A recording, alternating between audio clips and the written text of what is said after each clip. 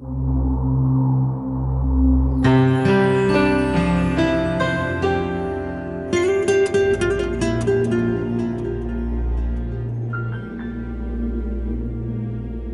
இயேசு கிறிஸ்துவின் நாமத்தினாலே சால்வேஷன் தொலைக்காட்சி நேயர்கள் அனைவரையும் ஏக்தா நெட்வொர்க் வழங்கும் திருச்சபை அன்றும் என்றும் இந்த நிகழ்ச்சிக்கு அன்போடு அழைக்கிறோம். இந்த நிகழ்ச்சியிலே கடைசி நாட்களிலே நிகழப்போவதை குறித்து இயேசுவானவர் முன் அறிவித்தவைகளை நாம் பார்த்து கொண்டு வருகிறோம். அவர் அநேக காரியங்களை முன்னறிவித்து கொண்டு வருகிறார். இப்பொழுது நாம் குறிப்பாக 24வது அதிகாரம் 15வது வருஷத்திற்கு நேரடியாக நாம் போவோம். தயவுசெய்து வாசிங்கள். மத்தேயு எழுதின சுவிசேஷம் 24வது அதிகாரம் 15வது வசனம். மேலும் பாழாக்குகிற அருவருப்பை குறித்து தானியேல் தீர்க்கதரிசி சொல்லி இருக்கிறானே, வாசிக்கிறவன் சிந்திக்க கடவன். நீங்கள் அதை பரிசுத்த ஸ்தலத்தில் நிற்க காணும்போது யூதேயாவில் இருக்கிறவர்கள் மலைகளுக்கு ஓடி போக கடவர்கள். சரி, அப்படியே நிறுத்திடுவோம். இப்போ என்ன சொல்றாரு? தானியேல் ஏதோ ஒன்றை பொறுத்து பேசியிருக்கிறார் அப்படிங்கிறார், ஒரு தீர்க்க தரிசனமாக சொல்லியிருக்கிறார் அப்படிங்கிறாரு. அதோடு கூட அந்த வசனம் என்ன சொல்றாரு? பாழாக்குகிற அருவருப்புங்கிறாரு. ஒன்று தானியேல் சொன்னது, இரண்டாவது அது பாழாக்குற அருவருப்புங்கிறாரு. அது பரிசுத்த ஸ்தலத்திலே வந்து நிற்கும் என்கிறார். அதற்கு பின்பதாக அது நிற்கும் பொழுது நீங்கள் எல்லாம் என்ன செய்ய வேண்டும்? அதனுடைய தாக்கம் எவ்வளவு அதிகமாக இருக்கும், அதனுடைய கொடுமை எவ்வளவு அதிகமாக இருக்கும் என்பதை பின்னாடி உள்ள வசனங்கள்லாம் சொல்லிட்டு வருது. இதெல்லாம் பால் கொடுக்கிறவர்களுக்கு ஐயோ, கற்போதிகளுக்கும் பால் கொடுக்கிறவர்களுக்கும் ஐயோ என்றால் அவர்களுக்கு பயங்கர, அவங்களால ஒன்றும் செய்ய முடியாதுங்கிறார். எஸ்கேப் பண்ணுறதுக்கே முடியாது அப்படிங்கிற நிலைமை இருக்குது. இது மாறி காலத்திலாவது அல்லது ஓய்வு நாளாவது நான் என்ன நினைக்கிறேன் எனக்கு தெரியல. பட் ஆனால் அந்த மாதிரி நடந்திருக்கு. உகாண்டா தேசத்துலலாம், அதாவது ஆப்பிரிக்கா தேசத்தில் இந்த வன்முறைகள் நடக்கும்போது அந்த பிளாக் லீடர்ஸ் எல்லாம் அவங்க இது பண்ணும்போது இடியா மீன் எல்லாம் அவங்க தான் ப்ரெக்னென்ட் விமனை கிழிச்சிருவாங்க, கிழிச்சு குழந்தைல எடுத்துருவாங்க, பிரெஸ்ஸை வந்து கட் பண்ணி எடுத்துருவாங்க. ஸோ அந்த மாதிரியான ஒரு சம்பவமாக இருக்கலாமோ அப்படின்ற எனக்கு இது வாசிக்கும் போது நிறைய இடங்கள்ல இது நடந்தது. எங்கெல்லாம் இது மாதிரியான கொடுமைகள் நடந்ததோ, அதாவது ஹியூமன் அட்ராசிட்டிஸ், ஒரு மனிதனுக்குரிய அடிப்படையான உயிரினுடைய புனிதத்துவத்தை கருதாமல் எவ்வளவு அவமரியாதையாக அந்த சரீரத்தை கிழிக்க முடியுமோ அது செய்த இடங்கள்லாம் பாழாய் போய்விட்டது. நீங்கள் ஆமோஸ் எழுதின அந்த தீர்க்க தரிசனத்தில் 1வது அதிகாரத்தில் பார்க்கும்பொழுது அவங்க சொல்லுவாங்க, ஒவ்வொரு நிறைய கண்ட்ரி எப்படி நீ ஒவ்வொருத்தரையும் கொன்று போட்ட, அதாவது போர்லையும் கூட என்னென்ன ஒரு தர்மம் இருக்க வேண்டும், நியாயம் இருக்கும், அறம் இருக்க வேண்டும். போர் செய்தாலும் அதற்கு ஒரு அறம் உண்டு. அந்த அறத்தின்படி தான் போர் செய்ய வேண்டும் என்பது யூதர்களுக்கு கொடுக்கப்பட்டது, எல்லாருடைய கருத்திலும் இருக்குது. அதை மீறி என்ன சொல்கிறாங்க, செய்திருக்கிறாங்க. அவங்க இல்லை, புதைத்ததை கூட எடுத்து பாழாக்குகிற அருவருப்பை செய்த காலங்களும் அதை புதத்தை இதை எடுத்து அதை வந்து நீராக அது போகுது, அதை சாம்பலாகிற வரைக்கும் உட்காந்து சுட்டு இருக்காங்க. இதான் நான் சொல்லுவேன், இறந்து போன பிறகு யாரையாவது பற்றி பேசி விமர்சனம் பண்ணி அந்த ஆள் அப்படி பண்ணிட்டான் என்ன, நான் இதே தான் சொல்லுவேன். பரவாயில்ல, எப்போ புறதக்குழியை தோண்டி எலும்பெல்லாம் எடுத்து சுட்டுக்கிட்டு உட்காந்துருக்கீங்களே அப்படின்னு.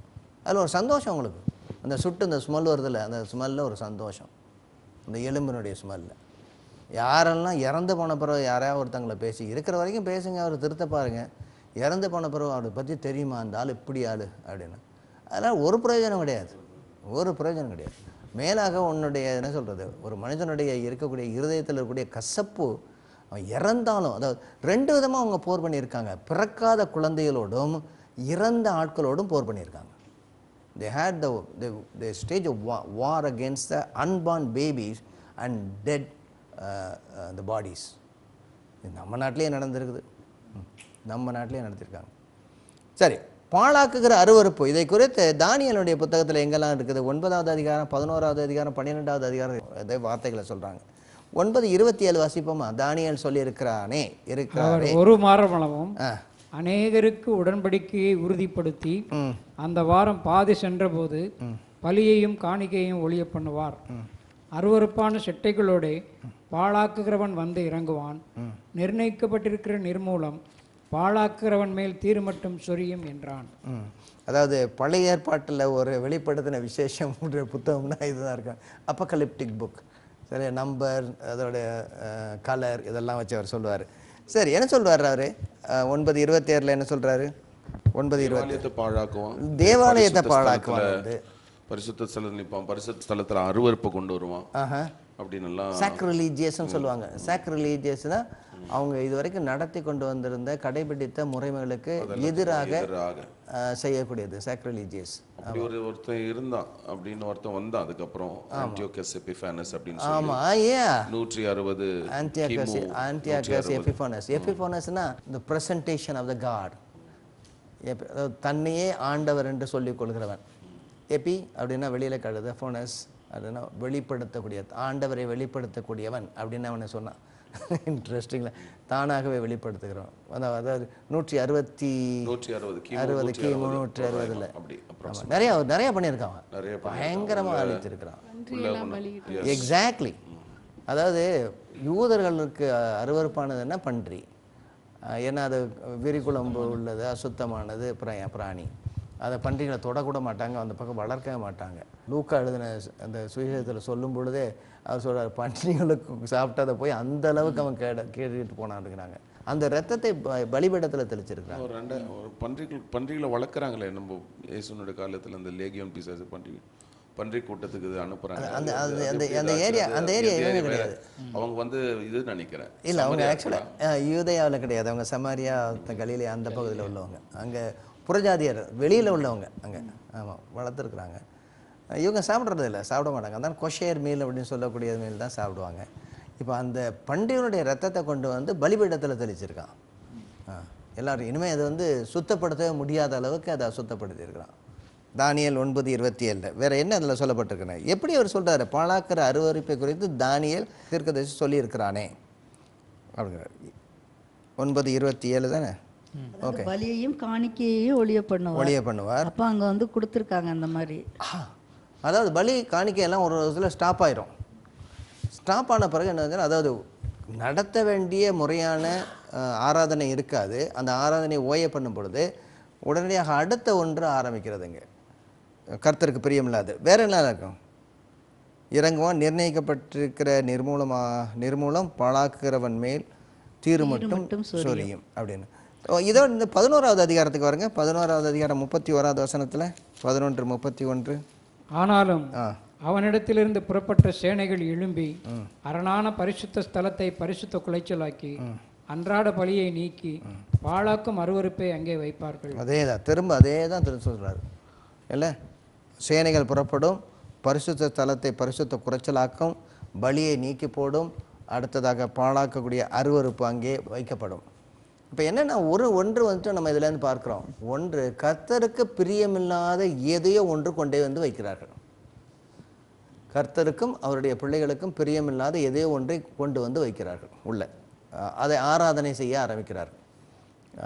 நம்ம இதுக்கு வரும்போது திரும்ப வருவோம். அந்த சாட்டானிக் வர்ஷிப்னு சொல்கிறாங்கல்ல, அதெல்லாம் எவ்வளோ கொடூரமாக இருக்குது அப்படின்னு பார்க்கலாம். அதுக்கடுத்த நீங்கள் 12வது அதிகாரம் 11வது வசனத்தை வாசிங்க. அன்றாட பலி நீக்கப்பட்டு பாழாக்கும் அருவருப்பு ஸ்தாபிக்கப்படும் காலம் முதல் 1190 நாள் செல்லும். இதுலயும் ஒரு நம்பர் சொல்லியிருக்காரு. 1335 நாள் மட்டும் காத்திருந்து சேர்கிறவன் பாக்கியவான். அடுத்தது நீயோவென்றால் முடிவு வருமட்டும் போயிரு. அந்த நம்பரை பார்த்துட்டு இருக்காதுங்கிறாரு.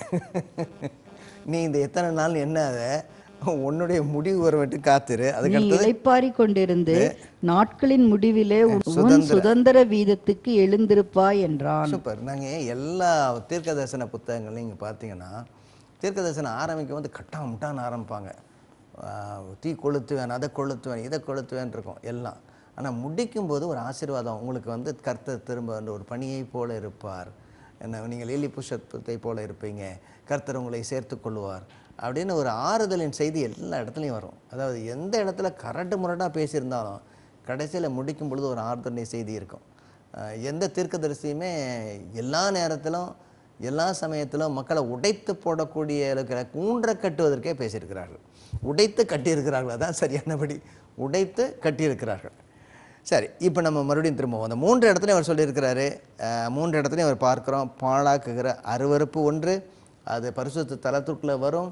அது பரிசுத்த தலத்துக்குள்ளே நடக்கக்கூடிய பரிசுத்தமான ஆராதனையை நிறுத்தும். பின்பதாக கர்த்தருக்கு பிரியமில்லாத ஆராதனை ஆரம்பிக்கும், வேறொன்று ஆரம்பிக்கும். இதுதான் அந்தி கிறிஸ்துவனுடைய அந்த வரக்கூடிய நாட்களிலே ஒன்று. சரி, இப்போ இந்த பாழாக்கிற அருவருப்புடைய வார்த்தைக்கு அர்த்தம் என்ன? ஏதாவது வாசிச்சிருக்கீங்களா எங்கேயாவது? பாழாக்குகிற அருவருப்பு. அருவருப்புனா என்ன சொல்லுவோம்? அருவருப்பு அப்படின்னுங்கிற வார்த்தை என்ன சொல்லுவோம்? விரும்பத்தக்காதது. வேற? கேட்கறதுக்கே கூசுறது. கேட்கறதுக்கே காது கூசுறது. அப்புறம் சொல்றதுக்கே வாய் கூசுறது. வேற என்னது? யோசிக்கவே முடியாத அக்கிரமம். புருவம்லாம் மேலே போகுது. யோசிக்கவே முடியாதவைகள். வேற என்னது? அருவருப்புன்ற வார்த்தைக்கு மேல இன்னொரு வார்த்தை இல்லை. இருக்கு இருக்கு. ஆனால் வார்த்தை இல்லை, ஆனால் அதை வந்து விளக்கம் சொல்லலாம். அதாவது சொல்லுங்க, இன்னும் சொல்ல வரேன். நீதிமொழிகள் நிறைய இடங்கள்ல வந்து கள்ளத்தராசு கர்த்தருக்கு அருவருப்பானது. ஆமாம், கள்ளத்தராசு நீதியான காரியங்கள் வந்து பார்க்கும்பொழுது அருவருப்பா இருக்கும் ஒரு சில. ஆமாம், ரைட். அதுவும் இந்த கள்ளத்தராசை பற்றி ரொம்ப ஆண்டவர் சொல்லுவார், பயங்கரமாக சொல்லுவார்.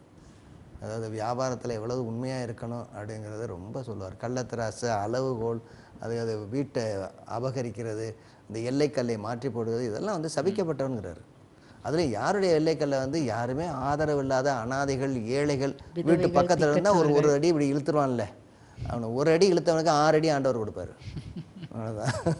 அருவருப்புன்னு சொல்லும்போது இப்போ நீங்கள் கேட்குற அந்த கான்டெக்ஸ்டில் பார்க்கும்போது ஒரு மனுஷனை தெய்வமாக பார்க்கும்போது that is the most highest abomination. அதான் அதாவது இப்போ நமக்கு அபாமினேஷன், அவங்களுக்கு வந்து அது வந்து ஒரு சந்தோஷமாக இருக்கும். One man's food another man's poison மாதிரி. தேவனுக்கு அது அருவருப்பு. ரைட். தேவனுக்கும் தேவனுடைய பிள்ளைகளுக்கும் அருவருப்பு. அருவருப்புக்கு சரியான அர்த்தம் என்ன? நீங்கள் அதை பார்த்தாலும் உங்களுக்கு வாந்தி வரும்ல சிலது, ஐயோ அப்படின்ட்டு. இந்த நாசியா டெம்டேஷன், குடலை பரட்டிட்டு வருது அப்படிங்கிறல அது எக்ஸாக்ட்லி இது. இதை பார்த்தாலே என் ஈரக்குலையெல்லாம் நடுங்குது, வயிறெல்லாம் கலங்குது, வாமிட் வர மாதிரி இருக்குது. அதை கொண்டு போங்க அந்த பக்கம். இல்லை, வாந்தி பண்ணி போடுவேன் அப்படின்னு ஆண்டவர் சொல்கிறதே அருவருக்கிறார். கொண்டு போங்க. இன்னொரு இடத்துல நாய் தான் கக்கினதை திரும்ப தின்னுவதற்கு போல அப்படிங்கும்போது அது அருவருப்பு வந்து ஐம்புலன்களையும் சம்பந்தப்பட்ட மாதிரி இருக்கும். ஒரு சில காரியங்களை கண்ணால பார்க்கும்போது அருவருப்பா இருக்கும், ஒரு சில காரியங்களை சுவைக்கும் போது அருவருப்பா இருக்கும், ஒரு சில காரியங்களை தொடும்போது இருக்கும். இது எல்லாமே சேர்ந்து இது ஒட்டுமொத்தமாக கேட்கும்போது, அதை பேசும்போது அந்த ஸ்மெல் வந்தாலே இல்லை. அதாவது பஸ்ஸில் போகும்போது திடீர்னு யாராவது வாமிட் பண்ணிட்டாங்கன்னா அவ்வளோதான், அந்த ஏரியாவே காலி, ஃபுல்லாக சீட்டு காலியாக இருக்கும். யாருமே அந்த பக்கம் உட்கார மாட்டாங்க. அந்த வாந்தி பண்ணி போட்டது, அதுவும் நாய் வாந்தி பண்ணி போட்டது அப்படிங்கும்போது தான் இதெல்லாம் விரும்பத்தகாதது, அதாவது யாருமே எதிர்பார்க்காதது, அந்த மாதிரி தான் சொல்கிறார். அப்போ கர்த்தருக்கு பிரியமில்லாதது, கர்த்தருடைய மனதை மகிழ்ச்சியாக வைக்காதது ஒன்று என்னவோ நடக்குது, ஏதோ ஒன்று நடக்குது. படைக்கட்டை இது என்ன சொல்லலாங்க, இதை வந்து முந்தைய ஏற்பாட்டில் ஆராதனையுடைய ஒழுக்கத்தை கெடுக்கக்கூடியது அப்படிங்கிறாங்க. ஒரு ஆராதனை ஒரு முறைமை இருக்குதுன்னா அதை கெடுக்கக்கூடியவைகள். அந்த ஆராதனையே வரக்கூடிய விக்கிரகத்தை கொண்டு வைப்பது, இதோடு கூட ஆராதனையோட ஒழுக்கத்தையும் கெடுப்பது, ரெண்டுமே. எங்கெல்லாம் வந்து இந்த விக்கிரக ஆராதனையும் மற்ற சிலை வழிபாடுகள் இதெல்லாம் வரும் பொழுதோ அதோடு கூட ஒரு ஒழுக்க கேடும் உள்ள வருது. குடிச்சு போட்டு நல்ல ஆவிக்குரிய விபச்சாரத்தில் ஈடுபடக்கூடியவர்கள் அந்த சரீர விபச்சாரத்துக்கு நேராக வழி நடத்தப்படுகிறார்கள். இது ரெண்டுமே ஆண்டவருக்கு அருவருப்பானது. அவருக்கு விரோதமாக செய்வதும், தன்னுடைய சரீரத்துக்கும் தன்னுடைய சரீரமாக இருக்கக்கூடிய மனைவிக்கும் வீடுகளுக்கும் விரோதமாக செய்வதும் கர்த்தருக்கு அருவருப்பானது.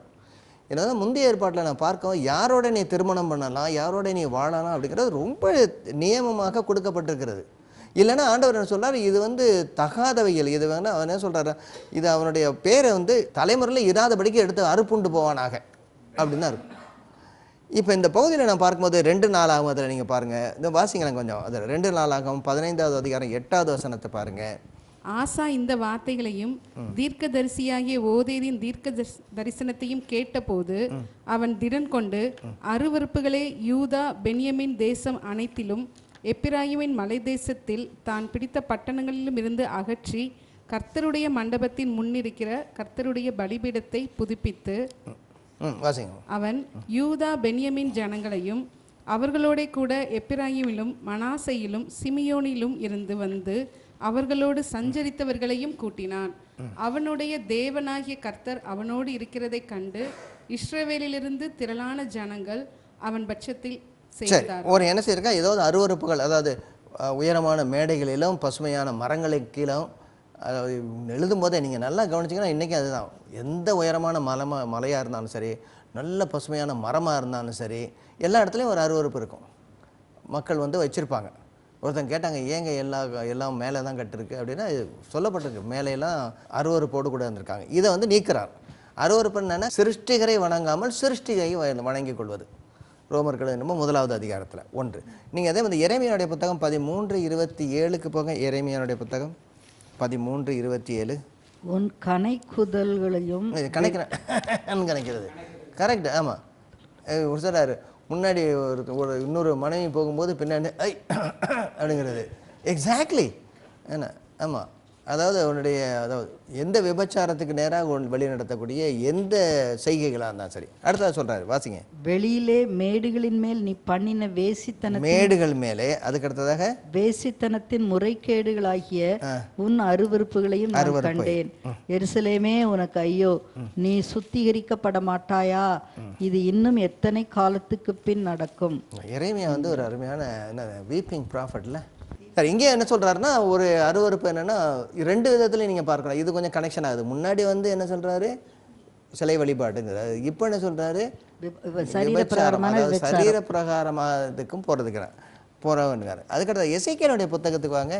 11வது அதிகாரம் 21. எசேக்கியல் 11:21. எசேக்கியல் 8ல் எசேக்கியல் கிட்ட சொல்லுவார், நீ அந்த சவுத்தில் துவாரம் போட்டு பாரு, என் ஜனங்க என்ன பண்ணுறாங்க ஸ்தலத்தில் அப்படின்னு சொல்லி. அப்போ உள்ள விக்கிரகங்களை வைத்து அவர்கள் ஆராதிக்கிறார்கள் என்று சொல்ற மாதிரி அவர் விஷன் பார்க்குறாரு அங்கேருந்து. அது எசேக்கியல் 8வது அதிகாரம் நினைக்கிறேன். 8:7 என்னை பிரகாரத்தின் வாசலுக்கு கொண்டு போனார். அப்பொழுது இதோ சுவரில் ஒரு துவாரத்தை கண்டேன். அவர் என்னை நோக்கி, மனுபுத்திரனே, நீ சுவரிலே துவாரமிடு என்றார். நான் சுவரிலே துவாரமிட்ட போது இதோ ஒரு வாசல் இருந்தது. அவர் என்னை பார்த்து, நீ உள்ளே போய் அவர்கள் இங்கே செய்கிற கொடிய அருவருப்புகளை பார் என்றார். அடுத்ததாக அவன் உள்ளே போய் பார்த்தபோது இதோ சகலவித ஊரும் பிராணிகளும் அருவருப்பான மிருகங்களாகிய இவர்களின் சொரூபங்களும் இஸ்ரவேல் வம்சத்தாருடைய நரகலான சகல விக்கிரகங்களும் சுவரில் சுற்றிலும் சித்தரிக்கப்பட்டிருந்தன. அது வீட்டில் ஃபுல்லாக சுற்றி போட்டிருக்கிறாங்க இல்லை, வீட்டு முழுசும். இப்போ இந்த இதுக்கு வாங்கலாம் 11:21. ஆனாலும் சி என்று இகழப்படத்தக்க அதுதான் அருவருப்பு. சி அப்படின்றோம்ல, ஐயே சி என்று இகழப்படத்தக்கதும் அருவருக்கப்படத்தக்கதுமான தங்கள் இருதயத்தின் இச்சையில். எங்கேருந்து ஆரம்பிக்கணுங்கிறாரு? இருதயத்தின் இச்சை. இதை தான் பவுலடியார் சொல்லும் பொழுது, முற்காலத்தில் நீங்கள் செய்தவர்களை இப்பொழுது சொல்லுவதே உங்களுக்கு அவமானமாக இருக்கும் அப்படிங்கிறாரு. அது முன்னாடி சொன்ன. இப்போ சில பேர்லாம் சாட்சி சொல்லுவாங்க, அப்படி இருந்தேன் இப்படி இருந்தேன் சந்தோஷமாக சொல்லுவாங்க. நிறைய பேருக்கு டிப்ஸ் வேறு கொடுத்துருவாங்க. நிறைய பேருக்கு சாட்சி சொல்கிறது டிப்ஸ் போயிடும். ஆமாம், இல்லை நீங்கள் அருவருப்பானதை அதை எக்ஸ்பிளைன் பண்ண வேணாம். இவ்வளோ கீழ்த்தனமாக இருந்திருக்கணும், சின்னர் அப்படின்னு சொல்லி ஆரம்பிச்சிருக்கணும். ஓகே, அடுத்ததாக இருதயத்தின் இச்சையிலே எவர்கள் நடக்கிறார்களோ அவர்களுடைய வழியின் பலனை அவர்கள் தலைகளின் மேல் சுமர பண்ணுவேன் என்று கர்த்தராகிய ஆண்டவர் சொல்லுகிறார். இதுதான் அருவருப்பானது. இப்போ நம்ம எங்கே போகணும்னா, இயேசு சொன்ன வருஷங்கள் பார்த்தோம்னா, இது 70வது வருடத்தில் இந்த டைட்டஸ் தீத்து என்று சொல்லக்கூடிய ராயன், அது படை தளபதியாக தான் இருந்தான். அந்த படை தளபதி இந்த எருசலேமை சுட்டெரித்து ஒரு கல்லின் மேல் ஒரு கல் இராதபடிக்கு உடைத்து போட்டு எரித்து கொலை செய்திருக்கிறான். வரும்போது என்ன செய்வாங்க, இந்த ஸ்ட்ராண்டட்னு சொல்லுவாங்க, அவங்க வச்சுருக்க கொடி, அதில் கழுகு இருக்கும், கழுவுடைய அதோட சிம்பிள் இருக்கும் அவங்களுக்கு. அதோடு கூட அவங்களுடைய தேவதைகளுடைய சிம்பிள்ஸ்லாம் இருக்கும் அதில். அதை கொண்டுட்டு முதல்ல வருவாங்க. அதுதான் போர்க்கொடி. எனக்காக கர்த்தர் கொடியேற்றுவார் அப்படின்னு சொல்லுவோம்ல, இந்த லார்ட் இஸ் மை பேனர். அந்த மாதிரி ஒரு பேனர் தூக்கிட்டு முதல்ல வருவாங்க. இப்போ என்ன பண்ணுறாங்கன்னா, இப்போ கொஞ்சம் அப்படியே போவோம், இந்த ஹிஸ்ட்ரியை கொஞ்சம் பார்க்கணும். தீத்து அவருடைய தகப்பனார் ஆகிய வெஸ்பாசியன் என்பவருடைய மகன். இவங்க 2 பிள்ளைங்க இருந்தாங்க. இந்த டைட்டஸோட முழு பெயர் என்னென்னா டைட்டஸ் ஃப்ளாவியஸ் வெஸ்பாசியானஸ், அதுதான் முழு பெயர் இருக்குது. இவர் ஒரு படத்தளபதியாக இருந்திருக்காரு, வெஸ்பாசியனுடைய மகன். இவர் நல்ல ஒரு திறமையான ஆட்சியாளர் இருந்தபடினால அவர் அப்பா என்ன செஞ்சுருக்காரு, நீ எகிப்துக்கு போய் அங்கே கொஞ்சம் கலவரம் இருக்குது, அதை அடக்குங்கிறார். உடனே எகிப்துக்கு போகிறார். இதெல்லாம் அவர் 68க்கு பின்பதாக, இந்த நீரோ மன்னன் தற்கொலை பண்ணி இறந்து போனதுக்கு பின்பதாக இந்த அரசர் வர்றாரு, அனுப்புகிறார். எகிப்தில் போய் ரொம்ப வெற்றிகரமாக முடிக்கிறாரு. அதோடைய அலெக்சாண்ட்ரியாவிலையும் கொஞ்சம் ப்ராப்ளம் இருக்குது, அங்கே போ அப்படிங்கிறாரு. அலெக்சாண்ட்ரியாவுக்கு நேராக வர்றாரு.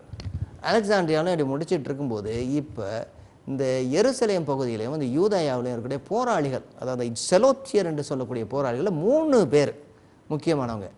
3 முக்கியமான பேர்.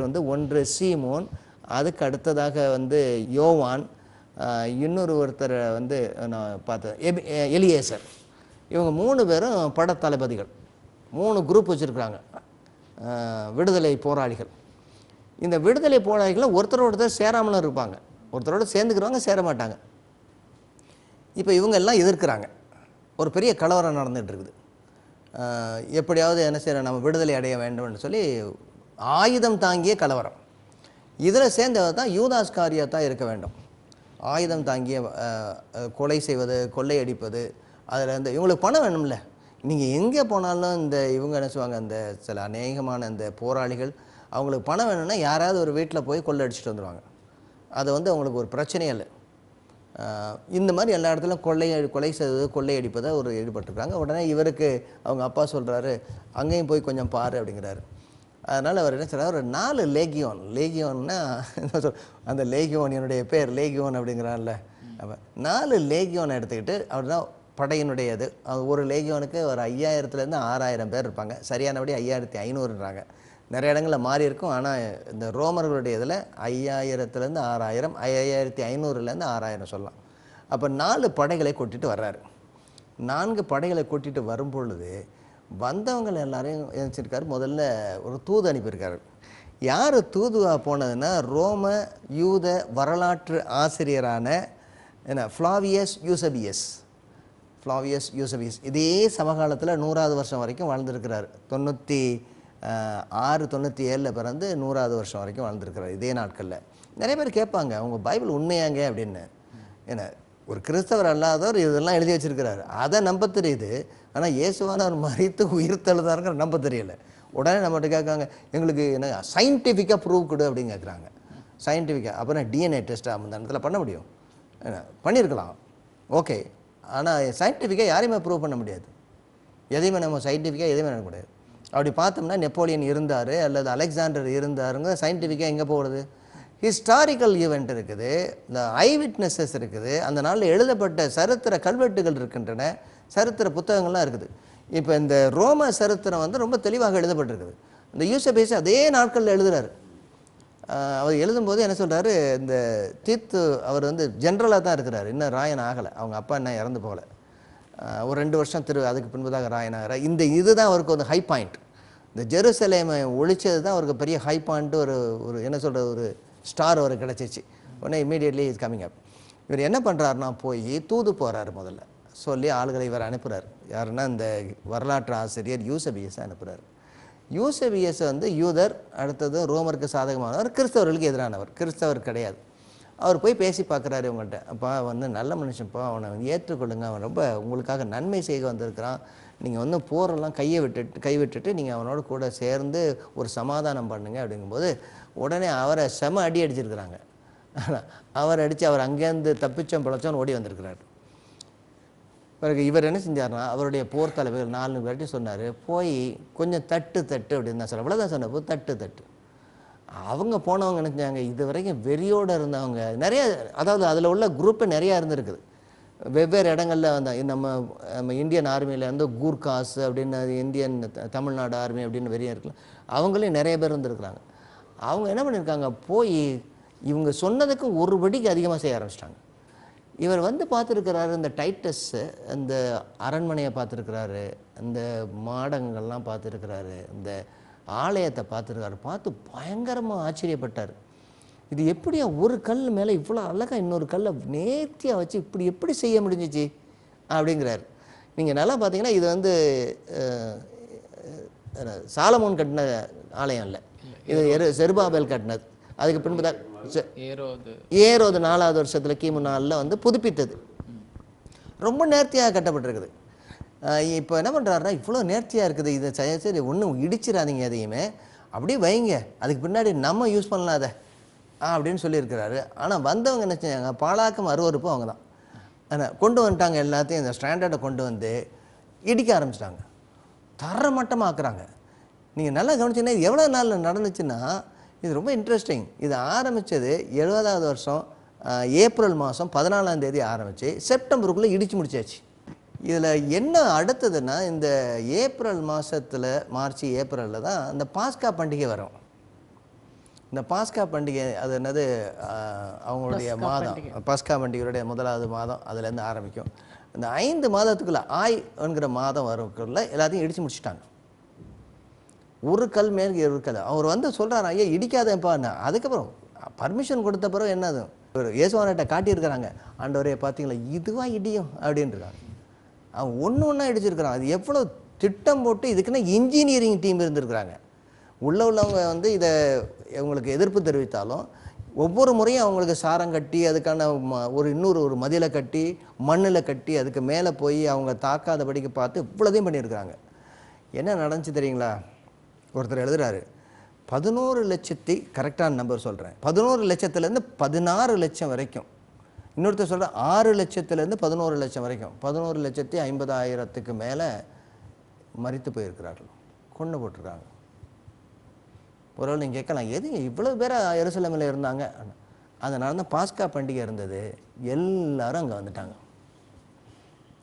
ஏன்னா பாஸ்கா பண்டிகையும் இந்த பெந்தேகோஸ்தே பண்டிகையும் இருக்கும் பொழுது எப்போவுமே ஒரு 1 லட்சத்து 2 லட்சம் இருக்கக்கூடிய இந்த மக்கள் என்னவாங்க, திடீர்னு 3 லட்சம் 4 லட்சம் 5 லட்சமாக போயிடுவாங்க.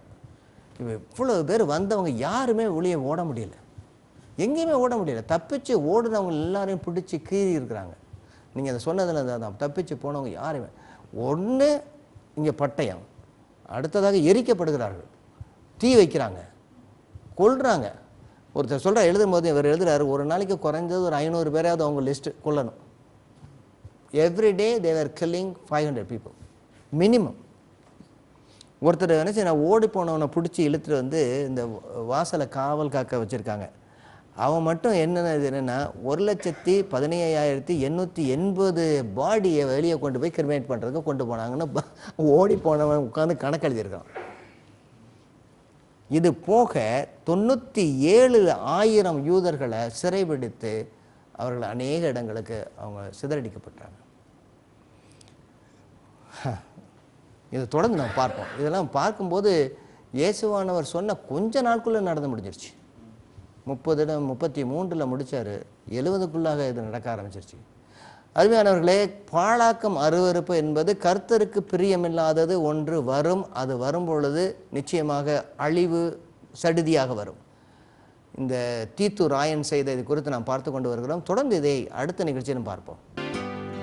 இந்நிகழ்ச்சி குறித்த உங்கள் கருத்துக்களை எங்களுக்கு தெரியப்படுத்துங்கள். அலைபேசி எண் 9789987664. மின்னஞ்சல் முகவரி tv@ektanetwork.org.